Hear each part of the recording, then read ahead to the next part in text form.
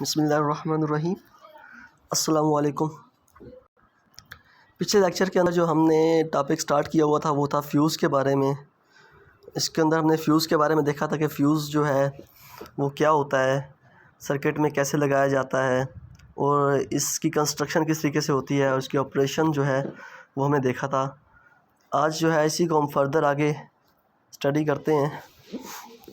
तो हमने फ्यूज़ जो है वो देख चुके थे कि फ्यूज़ जो है कि ये प्रोटेक्टिव डिवाइस है जो कि सर्किट में जो है ओवर करंट और ओवरलोड और शॉर्ट सर्किट से बचाता है। इस सर्किट में इसको हम लगाते हैं ताकि क्या होता है, इससे क्या होता है जब इस सर्किट में ओवर करंट फ्लो करेगा या ओवरलोड होगा सर्किट या शॉर्ट सर्किट होगा तो हम जानते हैं कि शॉर्ट सर्किट के दौरान बहुत ज़्यादा हैवी करंट फ्लो करता है।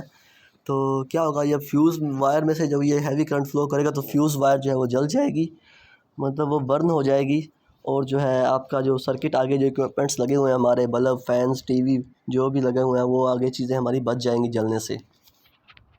इसके बाद हमने इसकी कंस्ट्रक्शन देखी थी कि फ्यूज़ कंस्ट्रक्शन किस तरीके से होती है। इसकी डायग्राम भी देखी थी कि कैसे लगाया जाता है। ये आपको ज़हन में होना चाहिए कि फ्यूज़ जो है हमेशा फेज़ वायर में हम लगाते हैं, फेज़ के अंदर, न्यूट्रल में नहीं लगाना चाहिए, फेज़ वायर में लगाना चाहिए। और जो है फेज़ चेक कैसे होगा, वो हम फेज़ टेस्टर की मदद से फेज़ को चेक कर सकते हैं कि फेज़ वायर कौन सी है।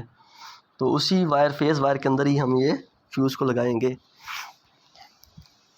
इसके अलावा हमने ये भी देखा था कि जो है प्रॉपर रेटिंग के साइज़ जो है proper rating size fuse wire का हम किस तरीके से सिलेक्ट करते हैं वो हमने देखा था कि इस फार्मूले से हमने निकाला था कि जो है फ्यूज़ और पावर और वोल्टेज मल्टीप्लाई 1.25 इस तरीके से हम उसकी जो है वैल्यूज़ को फाइंड कर रहे थे कि इस तरीके से जो है हम फ्यूज़ की वायर की रेटिंग रखते हैं।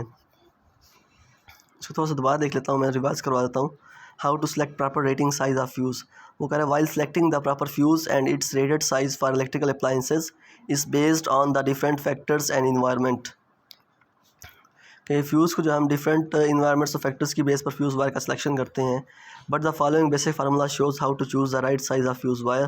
कि इस फार्मूले की मदद से भी हम फ्यूज़ वायर का जो साइज़ वो फाइंड कर सकते हैं, जैसा कि power fuse rating is equal to power और वोल्टेज मल्टीप्लाई 1.25, मतलब जितनी रेटिंग हमारे आगे लोड की होगी उसको हम डिवाइड करेंगे सप्लाई वोल्टेज जो हमारे पास आ रहे होते हैं उसकी वैल्यू को मल्टीप्लाई करेंगे 1.25 से।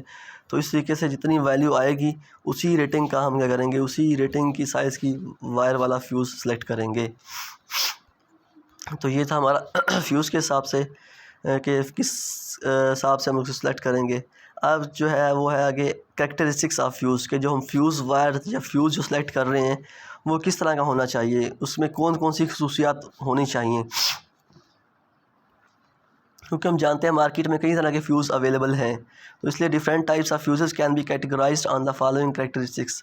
वो कह रहे हैं कि मुंदरजा ज़ैद खसूसियात की बिना पर हम फ्यूज़ को जो है वो कैटेगराइज़ करते हैं। पहला है जी करंट रेटिंग और current carrying capacity of fuse.